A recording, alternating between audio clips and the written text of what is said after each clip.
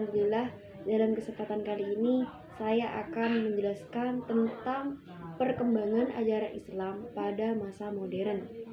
Pada masa sebelum dan sesudah masa pembaruan, yaitu tahun 1800 Masehi, umat Islam di berbagai negara telah banyak yang menyimpang dari ajaran agama Islam yang bersumber dari Al-Quran dan hadis. Penyimpangan-penyimpangan tersebut antara lain, yang pertama, ajaran Islam tentang ketauhidan telah bercampur dengan kemusyrikan. Hal ini dapat dilihat pada masyarakat yang banyak menganggap makam menjadi keramat. Kemudian mereka menyembah makam. Yang kedua, adanya kelompok Islam yang tidak mementingkan kehidupan di dunia, namun mereka mementingkan kehidupan di akhirat.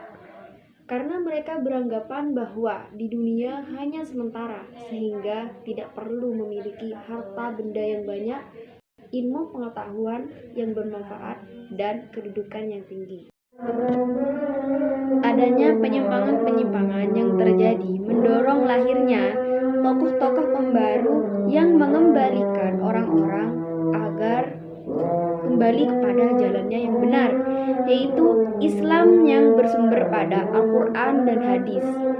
Adapun tokoh-tokoh pembaru tersebut antara lain, yang pertama, Muhammad bin Abdul Wahab. Beliau adalah ulama besar yang produktif karena buku-buku karangannya tentang Islam mencapai puluhan buku.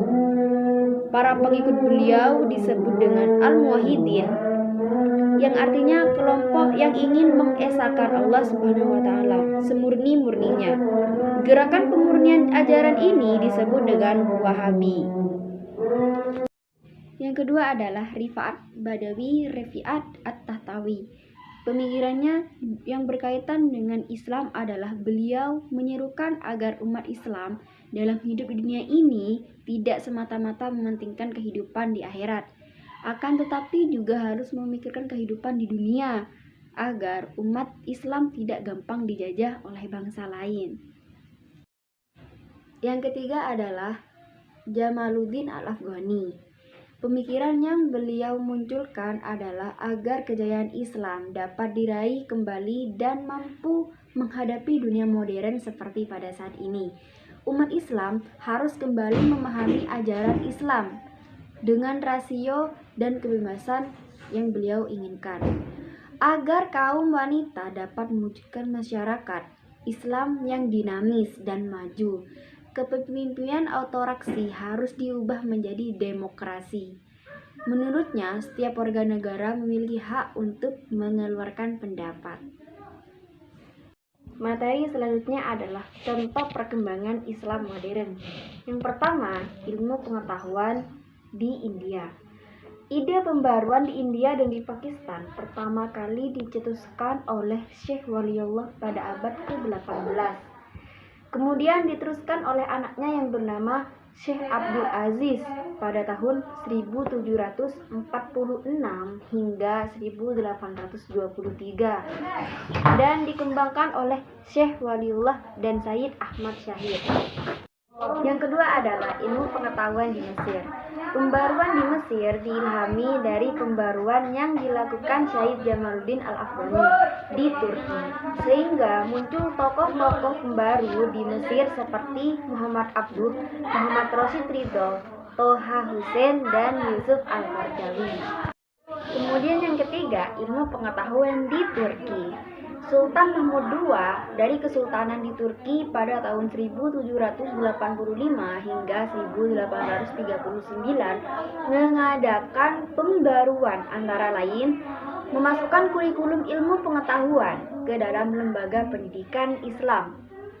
Kemudian mendirikan lembaga pendidikan Islam yang bernama Maktabi Ma'arif. Kemudian yang keempat adalah perkembangan di bidang budaya. Kebudayaan adalah hasil cipta dan karsa dari manusia untuk manusia itu sendiri. Dari masa ke masa kebudayaan semakin berkembang. Termasuk di dalamnya perkembangan budaya Islam yang meliputi yang pertama adalah arsitektur, sastra, dan kaligrafi. itu adalah semua jenis-jenis kebudayaan Islam. Namun ada banyak lagi yang lainnya, seperti tari-tarian seperti tari sufi dan juga yang lainnya. Saya di sini akan membahas tentang pengertian modernisasi. Teman-teman semua, apa sih arti modernisasi? Kita sering menyebut kata modernisasi. Nah, untuk teman-teman mengetahuinya, saya akan membahasnya di sini. Modernisasi berasal dari kata Yunani, yaitu modernus. Modernus terdiri dari dua suku kata. Yang pertama mode dan yang kedua ernus. Mode memiliki arti cara, sementara ernus memiliki arti masa kini. Jadi, modernisasi dapat diartikan sebagai proses menuju masa kini atau cara hidup di masa kini. Namun, banyak orang yang memahami bahwa modernisasi diartikan sebagai perubahan sosial dari masyarakat tradisional menuju masyarakat modern. Dan modernisasi juga diartikan sebagai perubahan sosial masyarakat yang primitif menuju masyarakat yang maju. Ada beberapa tokoh ilmuwan sosiologi yang berpendapat tentang modernisasi. Yang pertama, menurut Koncaraningrat, beliau berpendapat bahwa modernisasi diartikan sebagai usaha hidup di masa yang akan dilakukan di masa sekarang. Dan yang kedua, menurut Sunarjo Sukamto, beliau berpendapat bahwa modernisasi diartikan sebagai bentuk perubahan sosial yang terarah yang berlandasan pada sebuah perencanaan atau social planning. Nah, teman-teman bisa memahami bahwa modernisasi sebagai sebuah kehidupan yang terarah dan sesuai dengan kehidupan di zaman sekarang. Ada beberapa contoh modernisasi yang sudah ada mulai dari sekarang, seperti alat transportasi. Jika dahulu kita menggunakan tenaga hewan, maka sekarang kita bisa melihat modernisasi sudah dibantu oleh mesin-mesin yang sangat canggih.